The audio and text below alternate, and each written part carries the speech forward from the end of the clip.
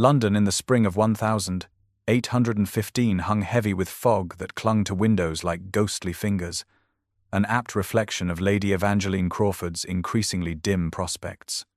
She stood before the looking-glass in her bedchamber, critically assessing the woman who gazed back at her, a woman of 23, whose intelligence sparkled in grey eyes that had seen too much disappointment for their relatively few years. Her chestnut hair had been arranged simply by her maid, adorned with her mother's last remaining pearl pins, while her gown of faded blue silk had been cleverly remade for the third season, its modest neckline and sleeves reflecting both propriety and their reduced circumstances. Another ball.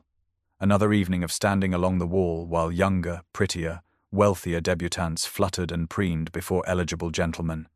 At 23, Evangeline was already considered firmly on the shelf, a fact that might have troubled her less had her father's gambling debts not made a suitable match, her only hope of security.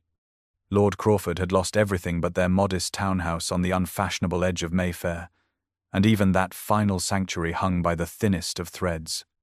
Evangeline sighed, pinching colour into pale cheeks as voices drifted up from her father's study below, male voices speaking in tones too urgent to bode well. Gathering her skirts, she moved silently to the landing, where the ancient floorboards had long ago revealed their secrets to her careful steps. The first voice belonged to her father, slurred and desperate as it had become these past years. The second voice, however, sent an involuntary shiver down her spine, deep and commanding with the unmistakable authority of power and privilege. The Duke of Blackwood, Sebastian Montgomery, a man whose name was whispered in London drawing-rooms with equal parts, fascination and dread. Known as the Dark Duke, he had returned from the war with half his face scarred, retreating to his vast country estate and emerging only rarely to attend to business matters. Why such a man would be in their modest home at this hour defied explanation until her father's next words clarified everything with horrifying precision. "The sum is considerable, Your Grace, but surely we might arrange more favourable terms." There was a pause, then the Duke's voice, cold as a winter's night. "The terms are precisely as stated, Crawford. I have purchased all your debts. Your creditors answer to me now, and the only terms I will accept involve your daughter." Evangeline pressed a hand to her mouth, stifling a gasp as her father stammered something inaudible. The Duke's response came with chilling finality. "Lady Evangeline has caught my interest. Whether that serves to your advantage or complete ruination depends entirely on your cooperation. I will expect an answer within the fortnight." The sound of retreating footsteps and the front door closing signaled the Duke's departure, leaving Evangeline frozen on the landing, her heart thundering against her ribs as the terrible truth dawned. The most feared man in London had purchased her father's debts and mentioned her by name. She was, it seemed, already caught in an invisible snare, though she had yet to understand why the notorious Duke of Blackwood had set his sights on her of all people. The Pemberton ballroom blazed with light from a dozen crystal chandeliers, their countless candles casting a golden glow over the sea of silks, satins, and jewels below, as London society paraded its wealth and connections with practiced ostentation. Lady Evangeline Crawford stood along the wall, her faded blue silk gown painfully modest among the frothy confections of lace and ribbon adorning the younger debutantes who twirled across the polished floor. From her vantage point, she observed the familiar pageant with detached interest, noting how Lady Pemberton's 17-year-old daughter simpered at the compliments of Lord Westley, while her mother watched with barely concealed calculation. The marriage market operated with all the subtlety of a cattle auction, though with considerably more champagne and considerably less honesty about the merchandise on offer. Evangeline sipped her lukewarm punch, counting the minutes until she and her father might reasonably depart without causing offence, when a familiar figure appeared at her side. Thomas Harrington, her childhood friend and the second son of Viscount Merryweather, bowed with exaggerated formality before leaning against the wall beside her, his expression uncharacteristically grave. He had been abroad these past months, serving as secretary to the British ambassador in Vienna, and his unexpected appearance tonight momentarily brightened her spirits until she noted the concern in his usually merry blue eyes. Without preamble, He informed her that London hummed with the most shocking rumour concerning her father, and none other than the Duke of Blackwood. The Ton whispered that Lord Crawford had promised her hand in marriage to the reclusive nobleman to settle his substantial gambling debts, a prospect so alarming that Evangeline nearly dropped her punch cup. The Dark Duke, as society had dubbed him, had returned from the Peninsular War with half his face devastated by burns, a physical manifestation of the darkness rumoured to lurk within his soul.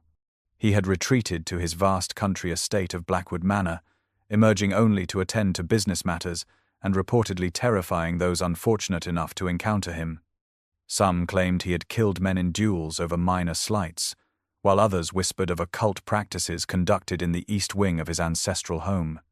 Thomas watched her face carefully as he relayed these tales, adding in a low voice that the Duke was said to be obscenely wealthy but utterly ruthless in business and personal matters alike. Evangeline maintained her composure through years of practiced dignity, though her mind raced with the implications of what Thomas revealed. The mysterious conversation she had overheard suddenly made terrible sense, the Duke's interest in her, not a passing fancy, but a calculated acquisition. She was, it seemed, to be purchased like one of his estates, a transaction between men of property with her consent, neither sought nor required.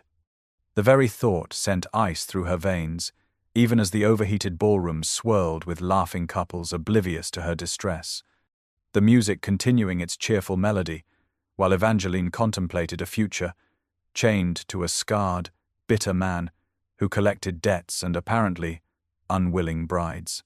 The modest townhouse on Wimpole Street seemed to shrink further as rain lashed against its windows, mirroring the storm brewing within its faded walls as Evangeline confronted her father in his study. Lord Crawford sat slumped behind his desk, a decanter of brandy half emptied beside scattered papers bearing red wax seals and threatening inscriptions. His once handsome face had grown haggard, the legacy of grief and gambling etched into premature lines as he avoided his daughter's steady gaze. The rumours could not be true, Evangeline insisted, her voice trembling despite her effort to remain composed. She would not be bartered away like chattel to settle his debts, particularly not to a man whose reputation chilled even the hardiest souls in London. Her father flinched at her accusations, running shaking fingers through silver-streaked hair as he attempted to explain what had transpired with the Duke of Blackwood. Yes, the Duke had indeed purchased all their outstanding debts, consolidating power over their financial future in his singular grasp. But no, there had been no explicit arrangement regarding marriage, merely an interest expressed in Lady Evangeline that remained frustratingly vague. "He wants something from us, from you specifically," Lord Crawford admitted, his bloodshot eyes finally meeting hers with a mixture of shame and bewilderment, "but he has not stated his terms. Clearly beyond requiring your presence at Blackwood Manor for a matter he claims concerns your mother." At the mention of her long-deceased mother, Evangeline felt her indignation falter momentarily, confusion replacing righteous anger. What possible connection could exist between her gentle mother, gone these 12 years, and the fearsome Duke of Blackwood? Her father offered no answers, only the devastating revelation that their time had run shorter than she realized. The Duke had granted them a single week before foreclosing on their home, the final refuge they had managed to retain through years of diminishing circumstances. After that, they would face the horrors of debtor's prison, a fate her father had thus far avoided through increasingly desperate measures. Evangeline paced the threadbare carpet, her mind racing through options that dissolved like sugar in tea the moment she examined them closely. They had no relatives wealthy enough to assist them, no possessions valuable enough to sell, and her modest skills as a governess or companion would not earn enough to address debts of such magnitude. Her father watched her with the hollow eyes of a man who had gambled away not only his own future, but his daughter's as well, leaving them at the mercy of a man whose motives remained as shadowed as his scarred face. The study seemed to close in around them, the walls whispering of imminent loss while the rain continued its relentless assault, each drop another second ticking away toward their inevitable ruin. Within this suffocating atmosphere of impending calamity, Evangeline felt something harden within her chest, a determination born of desperation, and the bitter knowledge that she alone must find a path through this darkness her father had created. Whatever sinister intentions the Duke of Blackwood might harbour toward her, or the memory of her mother. The next 3 days found Evangeline sequestered in her father's study, sifting through mountains of correspondence, financial documents, and personal papers with the desperate energy of a drowning woman seeking any fragment that might float. Lord Crawford had taken to his bed with a convenient headache born more of brandy than genuine affliction, leaving her to untangle the web of their precarious situation alone. The connections between her father and the Duke of Blackwood remained frustratingly obscure until she discovered, buried beneath a stack of unpaid bills, a bundle of yellowed letters exchanged between her mother and a woman named Lady Eleanor Montgomery, who Evangeline realized with a start must be the Duke's mother. The correspondence hinted at a friendship formed during their shared seasons and maintained until her mother's untimely death, though the precise nature of their connection remained tantalizingly vague. More pressing still were the documents detailing the extent of their debt to the Duke, sums so astronomical that Evangeline felt physically ill contemplating them.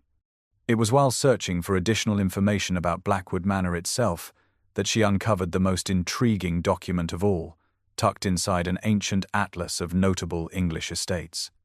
A faded parchment map of Blackwood Manor revealed not only the expected layout of the grand house, but also, marked in faint ink, nearly invisible to the casual observer, a hidden passage leading from the East Wing library to what appeared to be an underground chamber.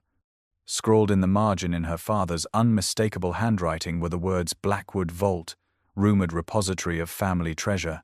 Evangeline sat back in her father's chair, heart racing as possibilities crystallized in her mind. If such a treasure existed, if she could somehow gain access to Blackwood Manor and locate this vault, perhaps she might find something valuable enough to negotiate their freedom from the Duke's control. The plan took shape with surprising clarity as night fell outside the study windows, bold and desperate, but not without merit. She would accept the Duke's summons to Blackwood Manor, presenting herself as the dutiful daughter willing to discuss whatever connection he claimed to her mother. Once there, she would use the map to locate the hidden passage and discover what secrets the Blackwood Vault contained, be it gold, jewels, or documents valuable enough to serve as leverage. The very audacity of the scheme sent a thrill of something like excitement through her veins, so different from the dull resignation that had become her constant companion these past years. By midnight, Evangeline had committed the map to memory, burned the original to prevent discovery, and begun composing a carefully worded letter to the Duke, accepting his invitation to Blackwood Manor at his earliest convenience. The Evangeline Crawford who had stood meekly against ballroom walls watching life pass by was transforming into someone bolder, someone willing to take extraordinary risks to secure her future rather than passively awaiting whatever fate men decided for her, even if that transformation led her directly into the lair of the man London called the Dark Duke. The journey to Blackwood Estate took Evangeline through increasingly wild countryside, the neat hedgerows and cultivated fields of southern England gradually surrendering to ancient forests and mist-shrouded moors as the hired carriage laboured over rutted roads rarely travelled. By the time the imposing silhouette of Blackwood Manor appeared on the horizon late in the afternoon of the second day, Evangeline had begun to understand why local villages spoke of the estate in hushed, superstitious tones. The massive structure loomed against the darkening sky like something from a Gothic novel, all towering spires, blackened stone, and rows of windows that reflected the fading light like unseeing eyes. The gardens through which the carriage now passed had clearly once been magnificent, but years of neglect had transformed them into a half-wild maze where marble statues peered through overgrown roses and fountain nymphs drowsed beneath blankets of climbing ivy. Gargoyles leered from the roofline, their grotesque stone faces contorted in silent screams or mocking laughter as they had for centuries, bearing witness to generations of Blackwood secrets. When the carriage finally crunched to a halt before the grand entrance, Evangeline steeled herself for the performance upon which her desperate plan depended. She had written ahead announcing herself not as Lady Evangeline Crawford, but as Miss Evangeline Smith, paid companion to the Duke's elderly cousin, Lady Elizabeth Montgomery, who had requested a visit to her family home before her health failed completely. The fiction was carefully constructed around fragments of truth gleaned from her mother's letters, gambling on the likelihood that the Duke, who had spent years abroad and in seclusion, might not be fully acquainted with his extended family connections. An ancient butler admitted her with the stiff formality of one unaccustomed to visitors, his rheumy eyes betraying no suspicion as he informed her that Lady Elizabeth would be shown to her chambers when she arrived, and that his Grace was indeed in residence, but rarely received guests. The vast entrance hall through which she followed him spoke eloquently of faded grandeur, its marble floors dulled by time, its tapestries heavy with dust, and its furnishings shrouded in holland covers like patient ghosts. The handful of servants she glimpsed moved silently through shadows, their expressions as closed as the numerous doors they passed. Evangeline noted each landmark against her memorized map: the grand staircase, the portrait gallery, the east wing corridor that would lead eventually to the library concealing the hidden passage she sought. The air held the musty scent of disuse mingled with beeswax and something else, something indefinably masculine and alive that suggested the presence of the manor house's notorious master. As the butler left her in a surprisingly comfortable bedchamber, Evangeline allowed herself a moment of trembling reaction before straightening her spine and unpacking the few belongings she had brought for her charade. She had successfully infiltrated Blackwood Manor, but the most dangerous part of her plan still lay ahead, requiring her to navigate this labyrinthine house, locate the vault, and avoid discovery by the one man in England who might recognize her true purpose, the mysterious Duke himself. For 3 days, Evangeline employed her role as a lattice companion to explore the vast, labyrinthine corridors of Blackwood Manor, explaining her wanderings as attempts to familiarize herself with the house before Lady Elizabeth's arrival, a fiction that grew increasingly tenuous with each passing hour. The ancient butler, Mr. Winters, had informed her that his Grace rarely emerged from his study before dusk, allowing her relative freedom during daylight hours to compare the actual layout of the manor to her memorized map. Each morning she ventured a little further, carefully noting locked doors, unused wings, and potential paths to the library that concealed the entrance to the hidden passage. The few servants she encountered seemed surprised by her presence, but not suspicious, their isolation having rendered them hungry for fresh conversation and gossip from London. From the housekeeper, Mrs. Parker, she learned that the Duke kept strictly nocturnal habits, working through the night and sleeping well past noon. The young maid who brought her tea whispered that no female guests had been received at Blackwood Manor since the Duke's return from war, his scarred face and bitter temperament having transformed him from the handsome, charming young man who had once set hearts aflutter throughout the county. Most intriguingly, the elderly gardener confided that his Grace spent hours in the old library, searching through family records and ancient texts, as if seeking something of great importance.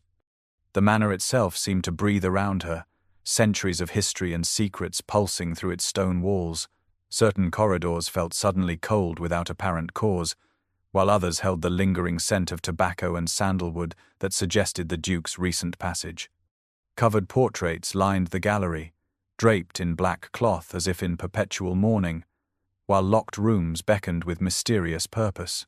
By the 3rd day, Evangeline had successfully located the East Wing library mentioned in her father's map, a magnificent 2-story chamber, lined with thousands of volumes and dominated by an enormous stone fireplace bearing the Blackwood coat of arms, a raven clutching a burning branch.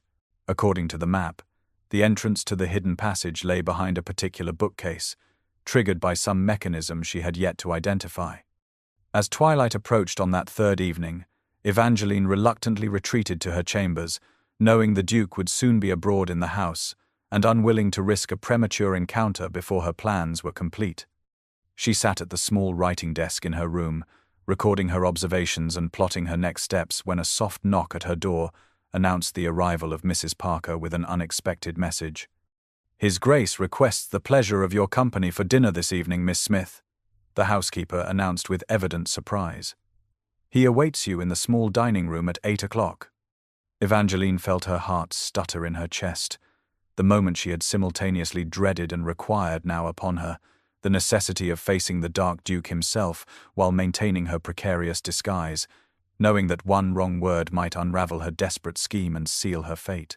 The midnight hour found Evangeline moving like a wraith through the darkened corridors of Blackwood Manor, her single candle casting long, dancing shadows across ancient tapestries and gleaming suits of armor that seemed to watch her passage with hollow, judging eyes. Her dinner with the Duke earlier that evening had been a tense affair of carefully measured words, his piercing gaze studying her with an intensity that suggested he found her story lacking, though he had said nothing to indicate suspicion.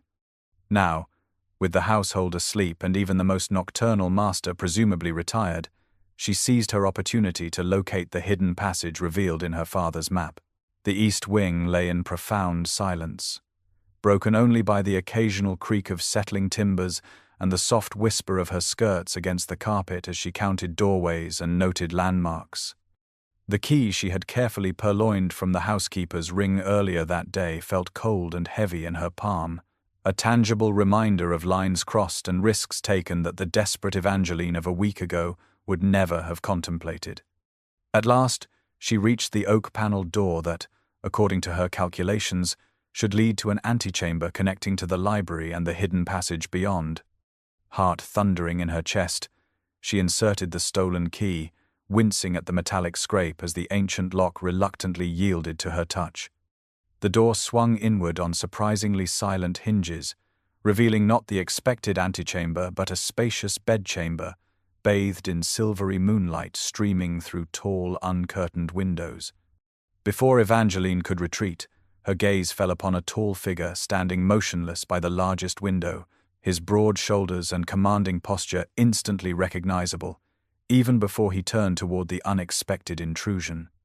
The Duke of Blackwood faced her fully, moonlight casting half his features in stark relief, while shadow mercifully concealed the scarred side that London gossips described in such horrific detail.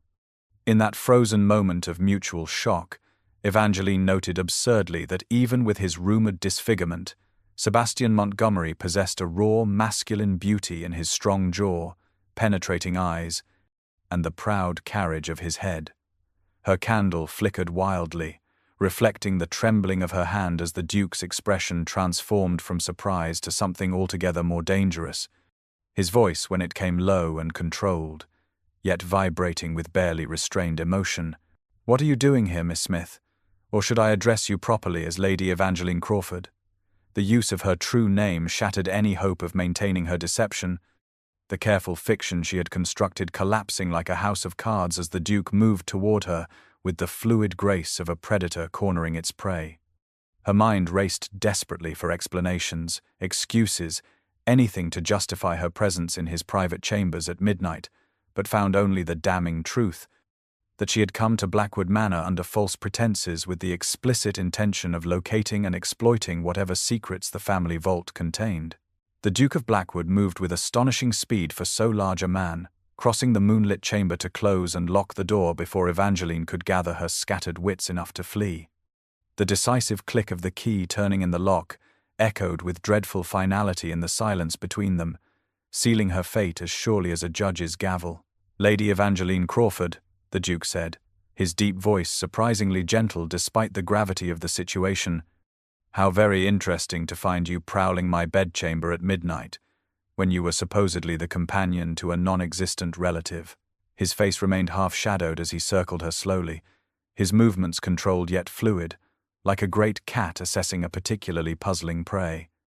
Evangeline raised her chin, summoning dignity from some hidden reserve as her mind raced through increasingly desperate options, each more implausible than the last until truth alone remained, stark and damning yet oddly liberating.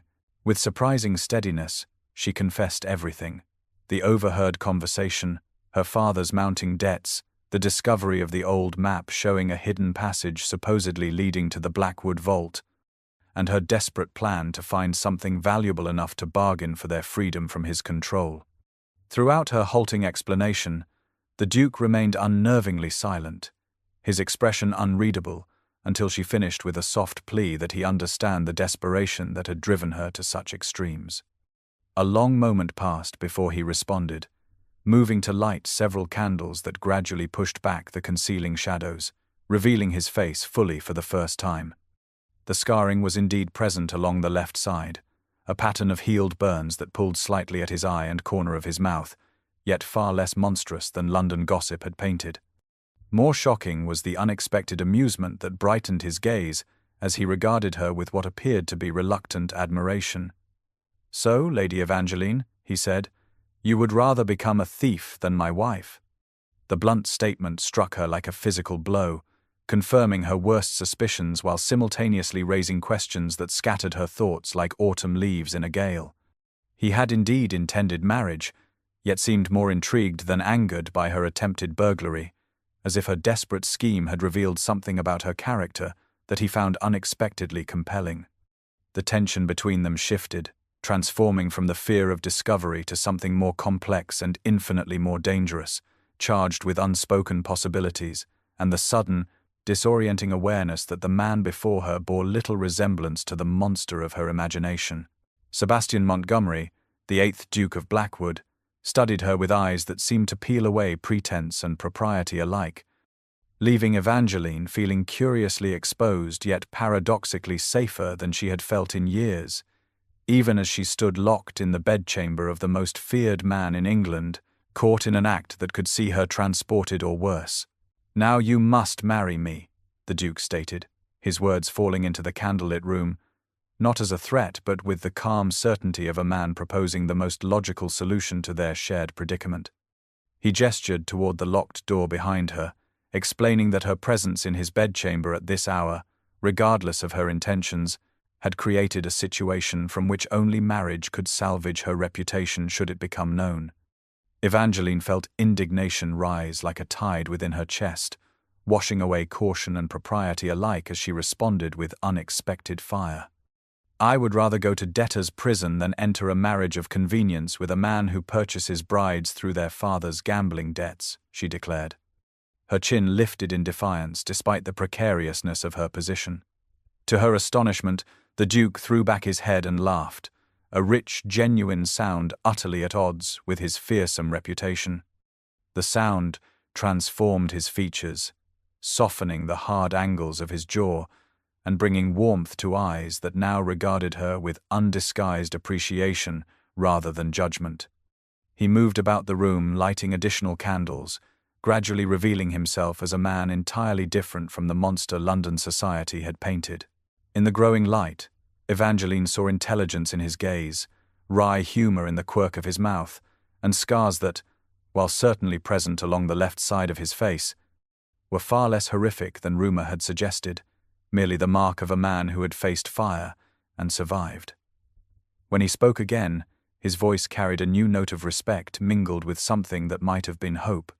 "You have spirit, Lady Evangeline, and honesty as well. Qualities I find vastly more appealing than the simpering deference most ladies offer in pursuit of my title and fortune." He moved closer, close enough that she could detect the scent of sandalwood and leather that clung to his skin, yet maintaining sufficient distance to avoid impropriety despite the intimacy of their surroundings. "I offer you a bargain instead," he said. "1 month at Blackwood Manor as my guest, properly chaperoned and with all propriety observed. Give me that time to prove that a marriage between us could be based on mutual respect and genuine compatibility rather than mere financial convenience. If at the end of that period you still find the prospect of becoming my wife so abhorrent, I shall forgive your father's debts entirely and return to London with no stain upon your reputation." The proposition hung in the air between them, unexpected and bewildering in its generosity, yet fraught with implications that sent Evangeline's pulse racing.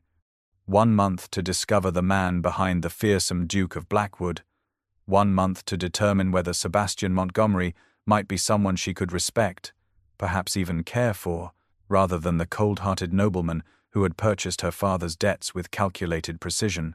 Dawn crept through the uncurtained windows of the Duke's bedchamber, painting the room in soft rose and gold that seemed at odds with the extraordinary conversation that had continued through the night as Evangeline and Sebastian Montgomery negotiated the terms of their unusual arrangement. They had moved from his bedchamber to a small adjoining sitting room hours ago, the door left pointedly ajar for propriety despite the damage already done to her reputation. The Duke explained with remarkable candor that young Thomas, a footman who had been with the household since boyhood, had observed her entering the Duke's private chambers, a fact that could not be undone regardless of her intentions or the outcome of their discussion. Her reputation, already compromised by this nocturnal visit, could only be salvaged through either immediate marriage or a plausible alternative explanation that the servants might accept without question. Sebastian proposed that they announce a formal courtship, explaining her presence in his rooms as a late-night discussion regarding her father's debts, a conversation that had naturally led to a more personal connection between them. His voice remained steady as he outlined how the month ahead would proceed, with Evangeline staying at Blackwood Manor as an honored guest while they became better acquainted under the watchful eyes of his household staff and the elderly aunt he would summon to serve as proper chaperone. Throughout his explanation, Evangeline noted the careful consideration in his plans, the respect with which he addressed her concerns, and the absence of the cold calculation she had expected from the man who had purchased her father's debts. When she questioned why he would offer such generous terms rather than simply demanding her compliance, Sebastian turned fully toward the window, allowing the dawn light to illuminate the scarred side of his face without concealment or shame. He explained quietly that he needed a wife who saw beyond his physical appearance, a woman of intelligence and spirit who might come to care for the man rather than merely tolerate his title and fortune. She had proven herself both resourceful and brave in her attempt to save her father, qualities he admired far more than the artificial accomplishments valued in London ballrooms. The genuine vulnerability in his admission touched something unexpected in Evangeline's heart, softening her resistance, even as practicality forced her to recognize that his offer represented her only viable path forward. With the morning light strengthening around them, she reluctantly agreed to his proposal of a month-long courtship, maintaining the right to refuse his hand at the end of that time with no financial penalty to her father. As Sebastian formally opened the sitting-room door to escort her back to her own chambers, Evangeline felt strangely light-headed. Uncertain whether from exhaustion after the long night or the disorienting sensation of having discovered a man of honor and complexity where she had expected to find only a monstrous creditor. The Duke of Blackwood, it seemed, might be as different from his fearsome reputation as Blackwood Manor itself was from the cold, soulless fortress of her imagination.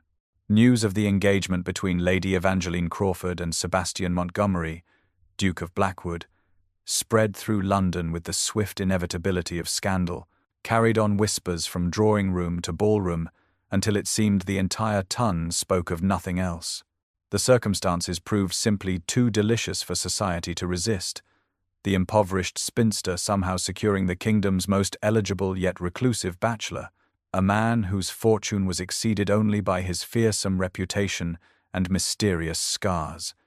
2 weeks after their extraordinary agreement, Evangeline found herself standing beside Sebastian at Lady Harrington's dinner party, the Duke's first appearance in London society since his return from war years earlier. His presence had caused a sensation, conversations faltering and resuming in hushed tones as they entered the ornate drawing-room together, his hand placed protectively at the small of her back. She wore a new gown of emerald silk, a gift from Sebastian that complemented her chestnut hair and fair complexion, while subtly announcing his claim upon her through its obvious quality and fashionable cut. Despite the outward confidence she projected, Evangeline felt each speculative glance like a physical blow as ladies whispered behind fans and gentlemen assessed her with new interest. Lady Pembroke, always reliable for indiscreet observations, remarked loudly that some women would go to extraordinary lengths to secure a wealthy husband, even if it meant compromising themselves with a man whose face would frighten children. From another corner came whispered theories about her mysterious visit to Blackwood Manor, suggestions that she had deliberately entrapped the Duke in some scandalous situation to force his hand, while others speculated that only financial desperation could drive a woman to marry a man so disfigured, no matter how substantial his fortune. Most discomforting were the reactions of gentlemen who had previously overlooked her at countless social events, their dismissal now transformed to calculating assessment as they re-evaluated the woman who had somehow captured the interest of one of England's most powerful men. Thomas Harrington alone greeted her with genuine warmth, though concern shadowed his eyes as he studied the tall figure, who remained steadfastly at her side throughout the evening. Sebastian endured the scrutiny with rigid dignity, his expression betraying nothing as curious gazes lingered on his scarred face, though Evangeline noted the tension in his shoulders and the tightening of his jaw when particularly cruel whispers reached their ears. During dinner, seated beside her as protocol demanded of an engaged couple, he leaned slightly closer when Lady Westmoreland made a particularly cutting remark about fortune hunters with ingenious methods. "Their opinions matter little," he murmured, his breath warm against her ear. "I have lived with worse." The quiet solidarity in his voice, the shared acknowledgement that they faced this gauntlet of speculation together, sparked an unexpected warmth in Evangeline's chest, a sensation dangerously close to gratitude for the man society believed she had trapped into marriage. By the evening's end, as their carriage rolled away from Lady Harrington's townhouse, Evangeline found herself wondering if perhaps the true Sebastian Montgomery might indeed prove as different from his reputation as their unusual courtship was from the conventional path she had once expected her life to follow. The return to Blackwood Manor after London's scrutiny felt surprisingly like sanctuary to Evangeline, the ancient stones and quiet corridors offering respite from society's cruel speculation. Under the watchful but discreet eye of the Duke's elderly aunt, Lady Margaret Montgomery, who had arrived to serve as chaperone, Sebastian began sharing the private world he had created within his ancestral home. Each day revealed new facets of the man behind the fearsome reputation, beginning with his magnificent library that extended far beyond the chamber she had sought that fateful night. The two-story room housed not only centuries of family records, but collections of scientific treatises, philosophical works, and correspondence with leading minds across Europe. Sebastian showed her his experimental gardens, where he cultivated rare medicinal plants, explaining complex botanical principles with passionate enthusiasm that transformed his usually reserved demeanor. In his private study, he revealed extensive documentation of agricultural improvements implemented across his vast estates, innovations that had substantially improved the lives of his tenants while increasing productivity through scientific methods rather than increased labor. Most surprising were his detailed sketches for mechanical devices intended to reduce the physical burden on workers, revealing an inventive mind concerned with practical applications of knowledge rather than mere academic pursuit. It was during one such tour of his workshops that Evangeline finally gathered courage to ask about his scars, the visible marks that London society had mythologized into evidence of monstrous character. Sebastian stilled, his hand pausing over a half-constructed irrigation model before explaining quietly that his injuries came not from war as commonly believed, but from rescuing several children trapped in a burning orphanage near his London residence 3 years earlier. He had kept the truth private, allowing the war narrative to persist rather than invite unwanted attention to his act of courage, a revelation that forced Evangeline to fundamentally reconsider everything she had assumed about his character. Later that evening, as they walked through the portrait gallery where generations of Blackwood ancestors gazed from ornate frames, Evangeline asked the question that had lingered since their unusual agreement began: why he had chosen her specifically when any number of younger, more beautiful women would eagerly accept his proposal despite his scars. Sebastian considered her question with characteristic thoughtfulness before explaining that he had observed her at social events for months before approaching her father. While other young ladies performed for attention, simpering and flirting without substance, she had watched and listened with genuine curiosity and intelligence, qualities he found far more compelling than conventional beauty, though she possessed that as well in her own quiet way. His assessment, delivered with matter-of-fact appreciation rather than flattery, stirred something unexpected in Evangeline's heart, the novel sensation of being truly seen and valued for aspects of herself she had long believed society considered irrelevant in a woman. The glass greenhouse adjoining the east wing of Blackwood Manor revealed yet another unexpected dimension of Sebastian Montgomery's private world, a cathedral of light and greenery housing botanical treasures gathered from across the globe. Sunlight filtered through hundreds of glass panes, creating a warm, verdant sanctuary where exotic flowers bloomed in riotous color and the air hung heavy with the mingled scents of jasmine, citrus, and rich earth. Sebastian moved through this domain with evident passion, introducing each specimen with the precision of a natural philosopher and the reverence of a poet. When they paused before a collection of unassuming plants with small white flowers, Evangeline surprised him by identifying not only the plant as valerian, but also detailing its properties for treating sleeplessness and nervous disorders. Her mother, she explained, had maintained a modest herb garden and taught her the medicinal uses of various plants, knowledge Evangeline had expanded through her own reading in her father's library. As she continued, identifying digitalis and discussing its carefully measured use for heart ailments, Sebastian's expression transformed with genuine delight, the reserved aristocrat, giving way to an enthusiastic scholar finding unexpected kinship.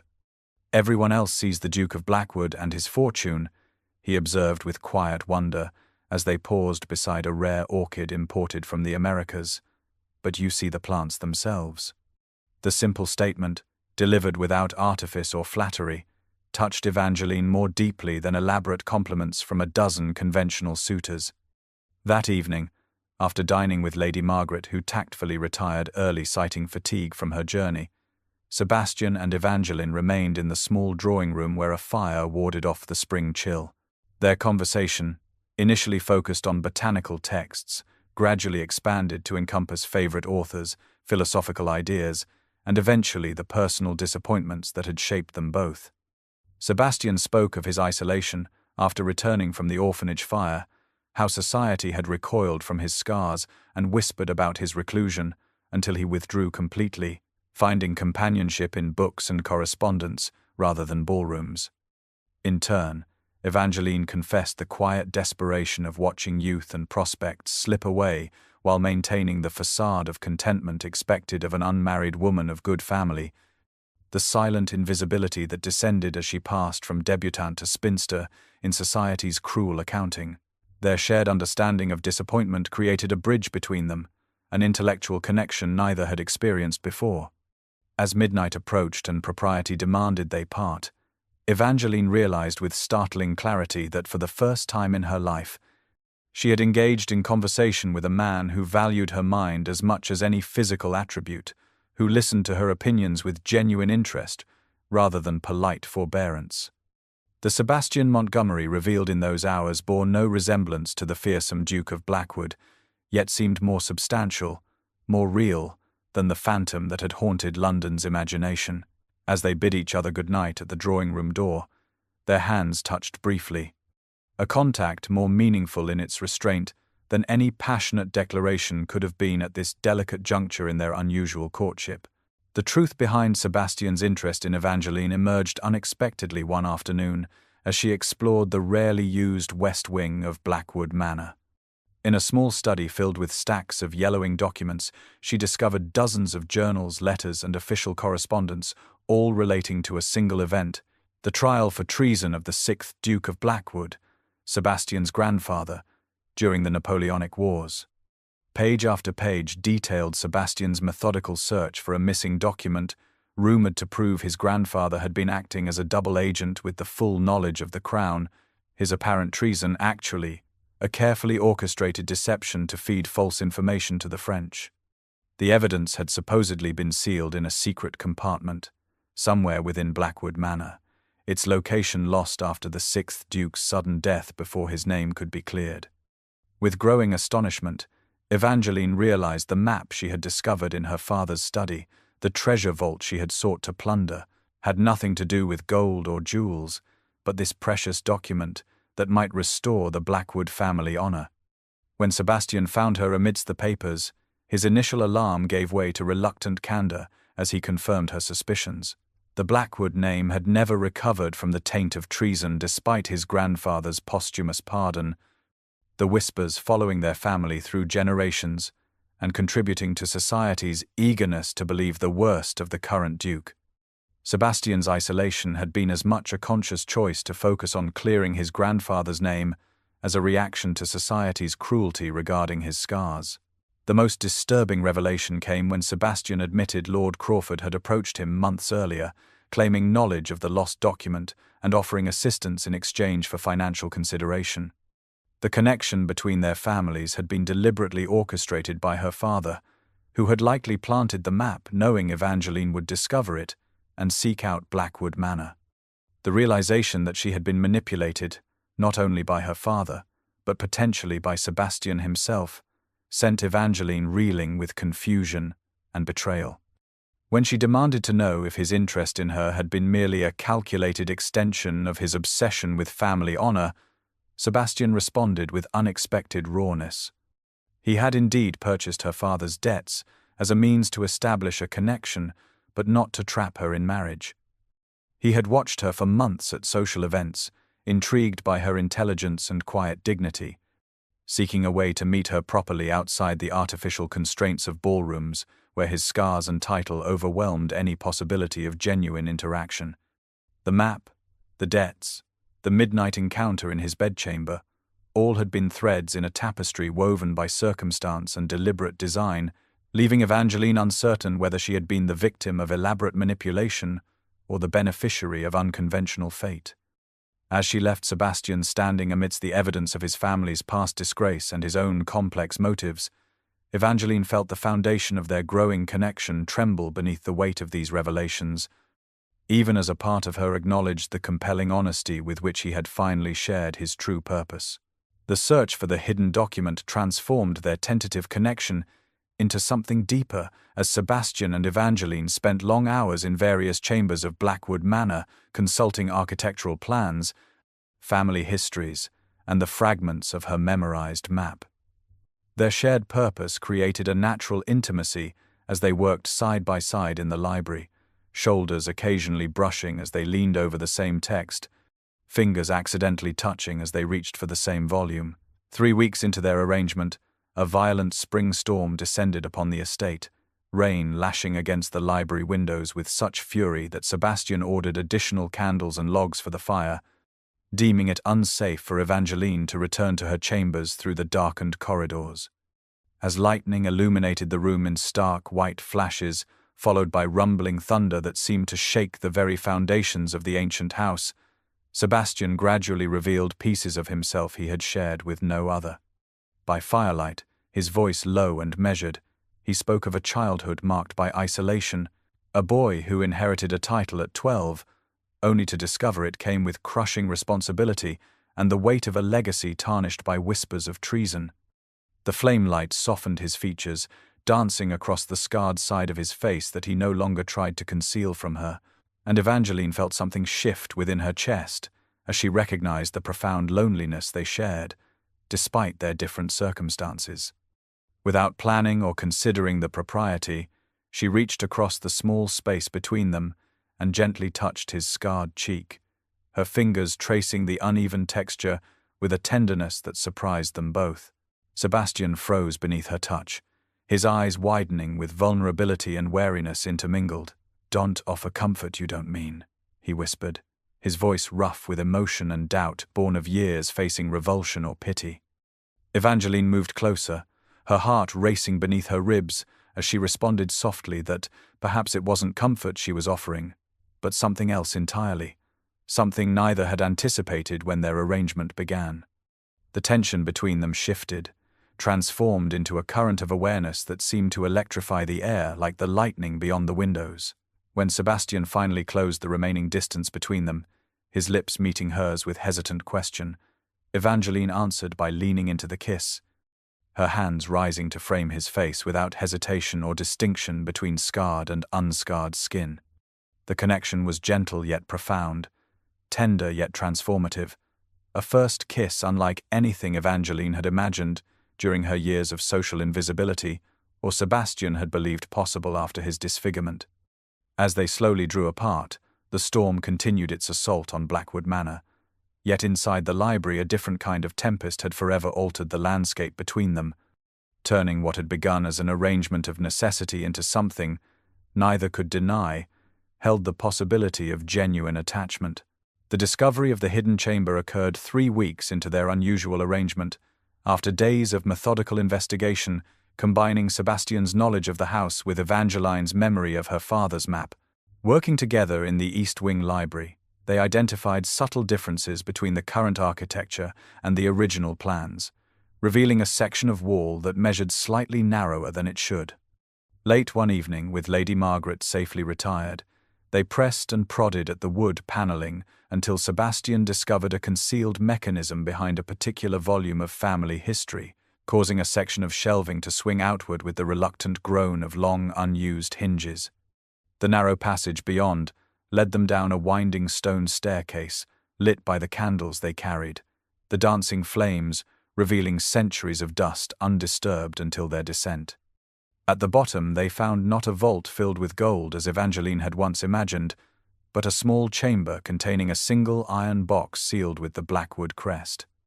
Inside lay the document Sebastian had sought for years, his grandfather's signed orders from the Prince Regent himself, authorizing his apparent treasonous activities as part of a complex counterintelligence operation. The evidence that would restore his family's honor had been hidden away for safekeeping, then lost in the chaos following the old Duke's sudden death, waiting decades for rediscovery. Their shared triumph manifested in a moment of unexpected physical connection, Sebastian lifting Evangeline in a spontaneous embrace that set her heart racing before propriety reasserted itself, and he gently set her down, his hands lingering briefly at her waist. In the soft candlelight of the hidden chamber, surrounded by the weight of history and shared purpose, Sebastian regarded her with an expression of such vulnerability that Evangeline felt her breath catch. He confessed in a low voice that while he had begun their arrangement hoping for a practical partnership with a woman of intelligence who might understand his quest, he found himself wanting far more than mere cooperation or even respect. His feelings had evolved beyond his careful plans, becoming something he had neither anticipated nor sought, yet could no longer deny.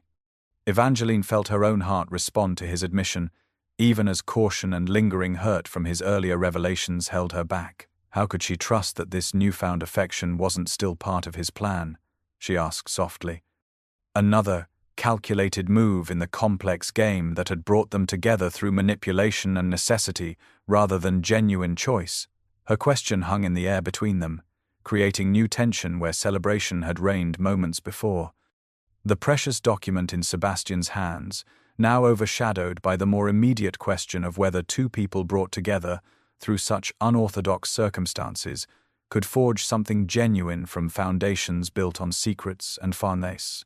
Strategic maneuvering, the transformation of Blackwood Manor from brooding Gothic fortress to glittering social epicenter, seemed nothing short of miraculous as carriages from across the county and beyond delivered the cream of London society to the grandest ball, held at the estate in living memory.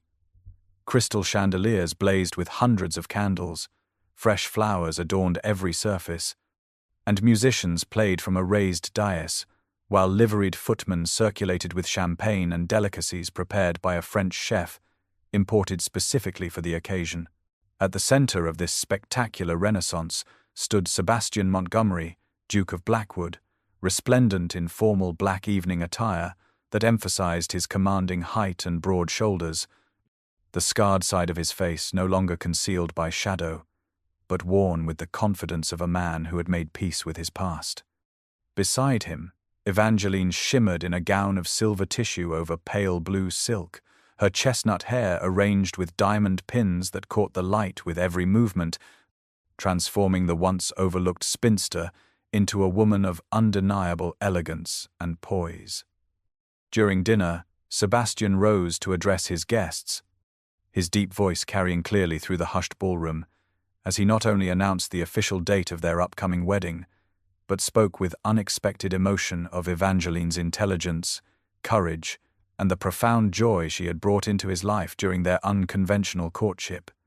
The society matrons who had once dismissed Evangeline as an unremarkable wallflower now flocked around her, offering effusive congratulations and invitations to exclusive gatherings, their former condescension replaced by eager cultivation of the future Duchess of Blackwood. Among the guests, Evangeline spotted her father, surprisingly well-dressed and flush with funds, who confided during a brief moment alone that Sebastian had secretly paid all their debts weeks earlier, Regardless of her decision about the marriage, an act of generosity he had kept hidden to avoid influencing her choice.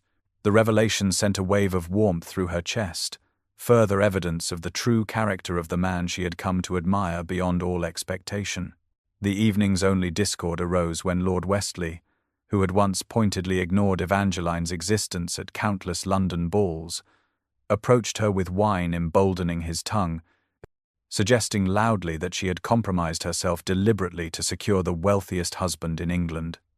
Sebastian materialized at her side with dangerous speed, his expression hardening as he demanded satisfaction for the insult in terms that brought the surrounding conversations to a startled halt. Before the confrontation could escalate further, Evangeline placed a restraining hand on Sebastian's arm and addressed Lord Westley with glacial composure, observing that a gentleman who had previously found her so thoroughly invisible should hardly concern himself with her affairs now, unless perhaps his sudden interest stemmed from the discovery that he had overlooked a woman of substance while pursuing empty-headed debutantes with larger dowries but smaller minds. The precision of her response, delivered with the quiet confidence of a woman who knew her own worth, silenced Lord Westley more effectively than any challenge to duel, sending him retreating into the crowd, while nearby listeners exchanged glances of appreciative surprise at this transformation of the formerly reserved Miss Crawford into a woman capable of defending both her honor and that of the man who had recognized her value when others had not. The month of their unusual arrangement reached its conclusion on a night when moonlight silvered the formal gardens of Blackwood Manor, transforming the carefully tended paths and ancient topiaries into a dreamscape of shadow and light. Evangeline found Sebastian standing beside the stone fountain at the garden centre, his tall figure motionless as he gazed into the rippling water that caught and fragmented the moon's reflection into thousands of glittering pieces.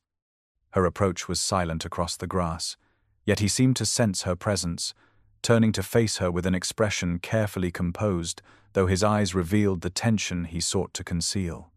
Evangeline paused several steps away, the midnight air carrying the scent of roses and the distant sounds of nightingales, as she stated simply that the month was over and he had fulfilled his promise, their arrangement now complete. Sebastian stood perfectly still for a moment before inclining his head in acknowledgement, his voice steady as he confirmed that, as agreed, she was free to go with all debts forgiven regardless of her decision. Though his words remained controlled, Evangeline noted the slight tension in his shoulders, the barely perceptible tightening of his jaw as he prepared himself for what he clearly expected to be rejection. The moonlit garden fell silent around them, heavy with unspoken emotions that had grown during their extraordinary month together, feelings neither had anticipated when their unusual courtship began through midnight intrigue and financial necessity. Sebastian turned slightly away, offering her the courtesy of a dignified parting, when Evangeline took a step closer and clarified that she hadn't said she was leaving, only that their arrangement was complete. What happened now would be their choice rather than their obligation, words that caused Sebastian to turn back toward her with cautious hope transforming his austere features. The night air seemed to vibrate between them with possibility, as Evangeline continued softly that she had come to Blackwood Manor seeking treasure, but had found something far more valuable than gold or jewels, a man whose intelligence matched her own, whose courage was demonstrated not in battlefield glory but in daily kindness, whose scars reflected not monstrous character but profound compassion. Sebastian moved toward her then, moonlight illuminating the wonder in his expression, as Evangeline acknowledged that what had begun as necessity had transformed into something neither had sought yet both now desired. A partnership founded on mutual respect and genuine affection rather than mere convenience or obligation. As Sebastian reached for her hands, Evangeline felt the garden around them fade into insignificance compared to the intensity of connection between them, the culmination of a journey that had begun with her desperate midnight venture into his bedchamber and led to this moment of free and honest choice between two people who had discovered in each other qualities society had overlooked, misunderstood in them both. Sebastian moved with deliberate grace to kneel before Evangeline in the moonlit garden, the imposing Duke of Blackwood setting aside his title and power to present himself simply as a man in love. The transformation was remarkable, his usual commanding presence giving way to genuine vulnerability as he looked up at her with eyes that held no calculation or strategy, only unguarded emotion that caught the moonlight like the water in the fountain behind them. He spoke softly yet with profound sincerity, reminding her that he had once locked a door and demanded marriage through circumstance and necessity, but now he wished to open every door between them and ask instead for her heart freely given. His hands, strong and steady in all their previous encounters, trembled slightly as they held hers, his voice carrying the weight of a man who had spent years behind carefully constructed walls, now willingly dismantled for the woman before him. In this moment of perfect honesty, Sebastian acknowledged how their unusual beginning had transformed into something neither had anticipated, how the arrangement designed to solve practical problems had revealed possibilities for joy neither had dared imagine in their separate solitudes. Evangeline gazed down at the man kneeling before her, marveling at how far they had both traveled from their first contentious encounter. She no longer the desperate daughter seeking to save her father from ruin, he no longer the cold creditor using debt as leverage. The confidence that now straightened her spine and lifted her chin came not from social position or financial security, but from the profound knowledge of her own worth reflected in the eyes of the man who had truly seen her. With gentle candor that matched his own, she confessed that her heart had been his since he saw her properly, truly saw her when no one else had bothered to look beyond surface judgments and societal expectations. The intellectual connection that had first drawn them together had deepened into something that encompassed mind, spirit, and heart alike, a recognition of kindred souls disguised by circumstance and misunderstanding, until fate, or perhaps their own determination, had revealed what might have remained forever hidden. As Sebastian rose to his feet, the distance between them vanished as she stepped willingly into his embrace, their lips meeting in a kiss that sealed promises no formal document could adequately capture. The sacred nature of their connection, built on foundations of mutual respect and genuine affection, rather than mere convenience or obligation, transformed what had begun as potential scandal into something profound and enduring. Around them, the garden continued its nighttime symphony of rustling leaves and distant birdsong, but for Sebastian and Evangeline the world had narrowed to this single perfect moment of connection, the culmination of a journey that had begun with locked doors and midnight confrontations, and led to the opening of their hearts to possibilities neither had dared imagine before finding unexpected treasure in each other. 1 year later, Blackwood Manor bloomed with renewed life, the once neglected gardens now bursting with color and fragrance, while sunlight streamed through uncurtained windows into rooms no longer shrouded in holland covers and melancholy. The transformation of the estate mirrored the profound change in its master and mistress, whose partnership had brought light and purpose to spaces long abandoned to shadows and whispers. Sebastian had successfully presented the discovered documents to the proper authorities, his grandfather's name officially cleared of treason through royal proclamation, the Blackwood honor restored after decades of undeserved disgrace. Evangeline, now the Duchess of Blackwood, had established a foundation for educating young women of limited means, using a portion of the substantial Blackwood fortune to create opportunities for girls whose intelligence and potential might otherwise be overlooked by society, just as hers had been before Sebastian recognized her true worth. The garden party celebrating their first anniversary had drawn the finest families from across the county and beyond, many of the same guests who had once whispered about the compromised bride and her scarred husband, now admiring the perfect match between the intelligent Lady Blackwood and her devoted Duke. Lady Pembroke commented loudly to anyone within earshot that one could practically see the connection between them, like two rare volumes from the same collection, finally placed side by side after years of separation. Lord and Lady Harrington observed with approval how Sebastian consulted his wife on matters that most husbands would consider beyond feminine understanding, while Thomas, now engaged himself to a lively young woman of good family, smiled knowingly at the genuine affection evident in every glance the couple exchanged. As Sebastian and Evangeline stood together greeting their guests beneath a rose-covered arbor, his hand resting lightly at the small of her back in a gesture of quiet possession, he leaned closer to whisper in her ear, his voice carrying the playful intimacy they had discovered during their year of marriage. "Aren't you glad you got caught in my bedchamber that night, Duchess?" he murmured, his breath warm against her skin. To which Evangeline replied with the confident smile of a woman secure in both her position and her husband's affection, "I wasn't caught, Your Grace. I was finally found." Their shared laughter drew curious glances from nearby guests, none of whom could possibly understand the private significance of the exchange, how a moment that had seemed catastrophic at the time had ultimately opened the door to profound happiness neither had believed possible. For sometimes what appears to be a moment of scandal or desperation proves instead to be the unexpected pathway to discovering where we truly belong, with the person who sees beyond our carefully constructed facades to the authentic self beneath, recognizing value and possibility where others perceive only limitations and flaws, transforming what begins as necessity into something freely chosen and infinitely precious.